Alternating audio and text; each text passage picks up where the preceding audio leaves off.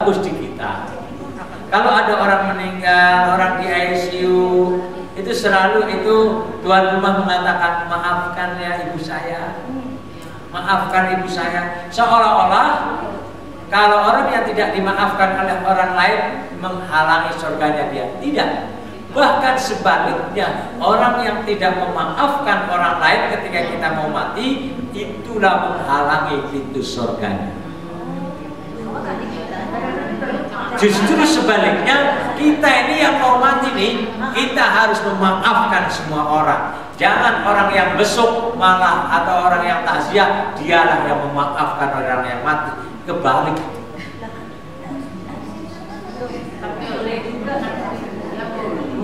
Ya boleh, tapi artinya nggak ngaruh. Ngaruhnya untuk kepentingan yang memaafkan. Kalau kita bertakziah, kita memaafkan almarhum, memaafkan mayit, ya kepentingan kita. Kepentingan kita yang memaafkan. Kalau mayit itu nggak memaafkan sebelumnya kepada semua orang, atau ada yang ia tidak maafkan, maka akan menghalangi pintu surganya dia. Makanya ibu penting nasihat itu mayit sebelum mati. Gimana cara doakan? Bangkitkan. Ya. Nah, kalau mayit dinasehati ya bangkitkan dulu.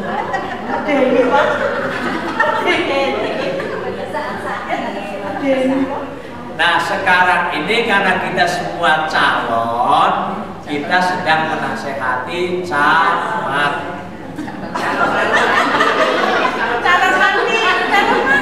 Kita semua camat, jangan dinasehati sudah.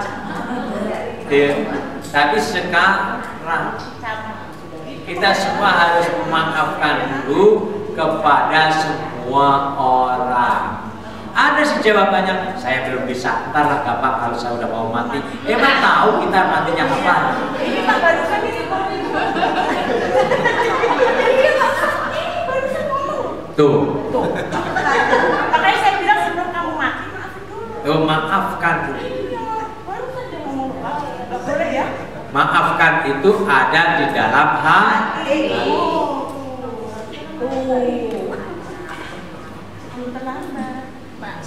Tapi ada orang yang sudah sekarat atau tidak bisa berbicara apa-apa lagi gitu, dia udah koma, dia tapi belum memaafkan orang yang disalahin atau yang bersalah itu.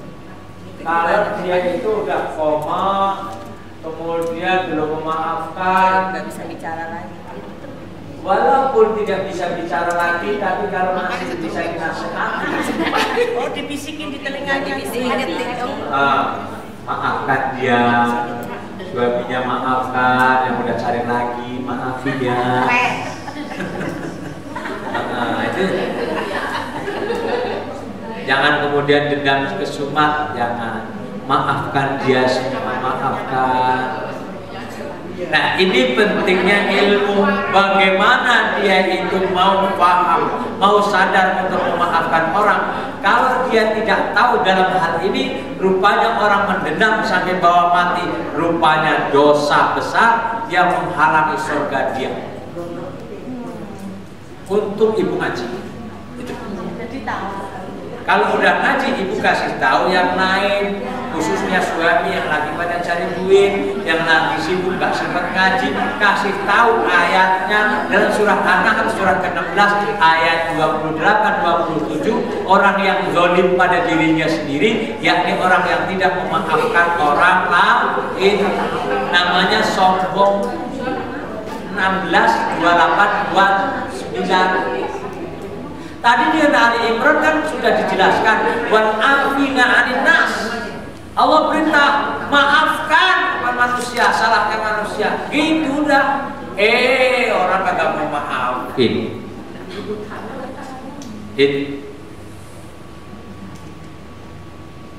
Gimana ya?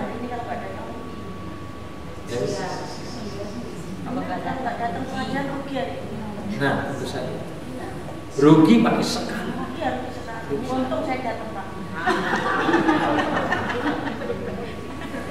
Pertanyaannya lagi yang kedua agak sedikit krusial yang sebagaimana menanggapi fenomena yang ada. Bagaimana kalau orang meninggal dunia tidak minta maaf kepada orang padahal dia salahnya banyak? Ayo, Bu. Ya maafin aja kita.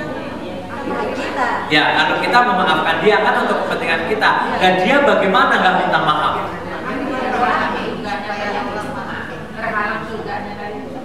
Kalau orang banyak dosanya sama orang, contohnya copet di Tanah Abang. Kita nggak kenal. Dia copet di Tanah Abang itu kan mau minta maaf nggak tahu alamatnya, betul? Ya. Nomor HP-nya nggak nyatet sebelum nyopet. Mau minta maaf kan nggak tahu kepada siapa mau minta maaf. Banyak lagi orang yang dicopet. Bagaimana itu caranya itu, Bu? Coba lihat dalam surah Ali Imran ayat 135.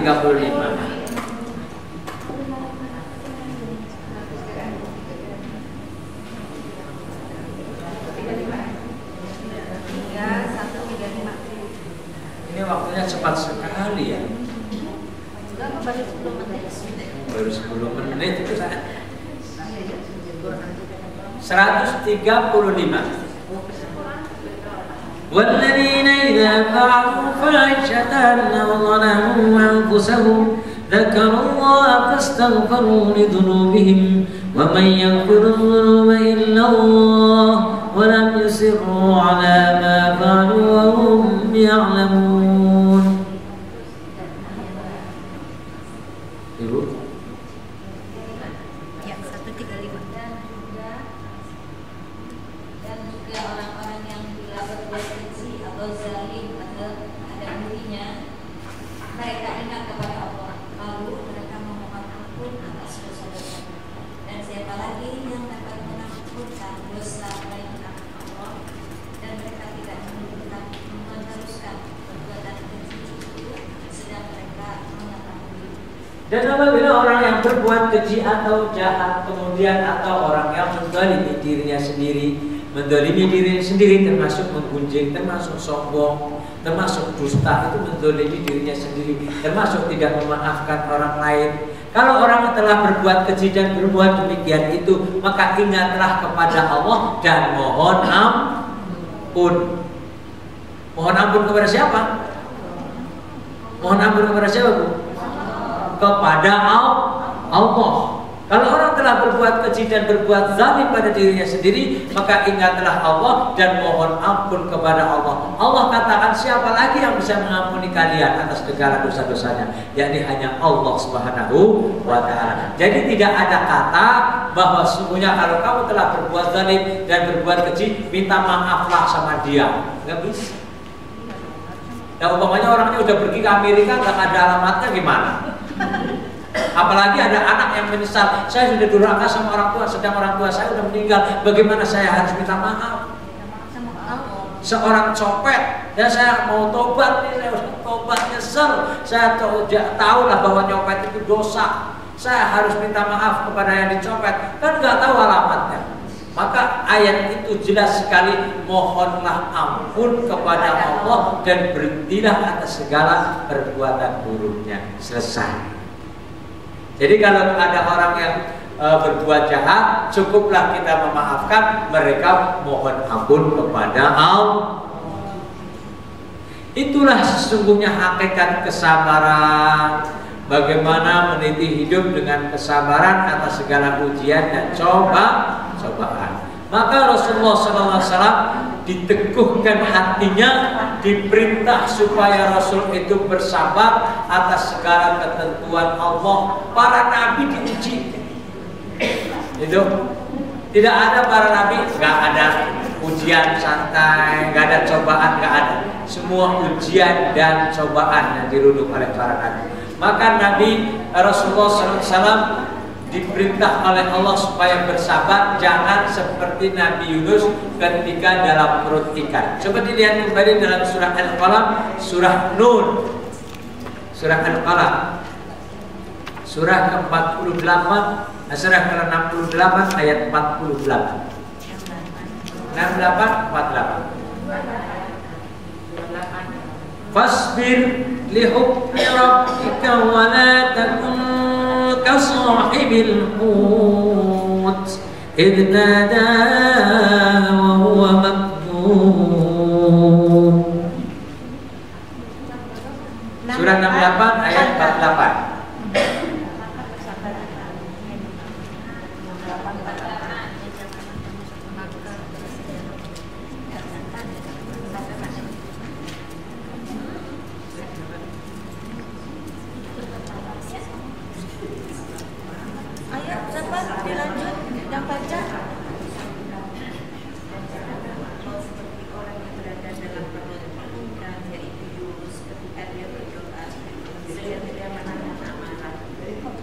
Maksudnya dalam ayat itu memotivasi pada baginda Rasul supaya jangan seperti Yunus ngambekan atau mengumbar amarah.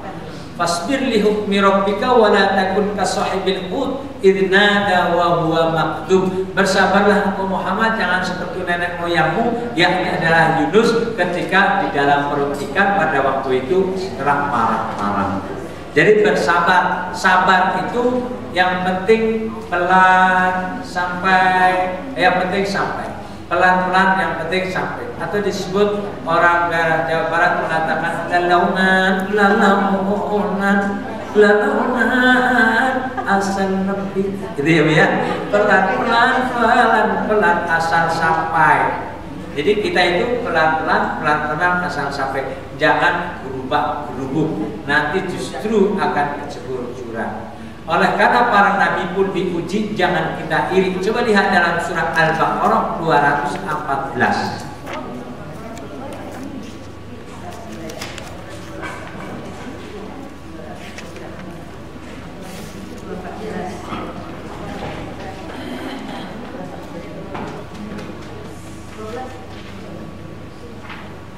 أم حسبتم أن تدخلوا الجنة ولما يأتكم مثل الذين خلوا من قبلكم مستهم البأساء والضراء وزلزلوا حتى يقول الرسول والذين آمنوا معه متى نصر الله ألا إن نصر الله قريب.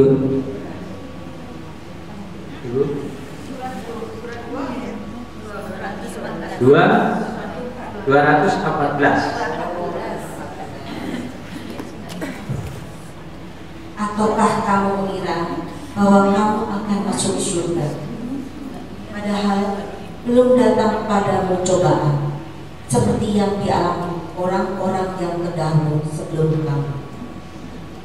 Mereka ditimpa kemelaratan, penderitaan, dan diguncang dengan berbagai cobaan, sehingga Rasul dan orang-orang yang beriman bersamanya berkata, kapankah datang pertolongan Allah? Ingatlah, sesungguhnya pertolongan Allah itu dekat. Iya. Jangan mengira bahwa kita itu akan masuk surga sebelum datang ujian dan cobaan kepada kita. Tapi alhamdulillah Allah telah menguji kita semuanya. Ibu telah diuji oleh Allah, betul? Tadi udah kelihatan raut mukanya, wajahnya alhamdulillah berseri-seri karena telah diuji oleh Allah dengan sabar, alhamdulillah. Jadi dengan kesabaran itulah muncul cahaya dalam raut wajahnya, oleh karena cahaya iman dengan penuh kesabaran. Jadi ujian dan cobaan yang sehari-hari itu selalu ada, yakni menghadapi musuh-musuh yang ada, yakni cobaan yang seringkali ada dalam diri kita dan senang, yakni adalah surah At-Taghabun surah ke-64 ayat 14-15.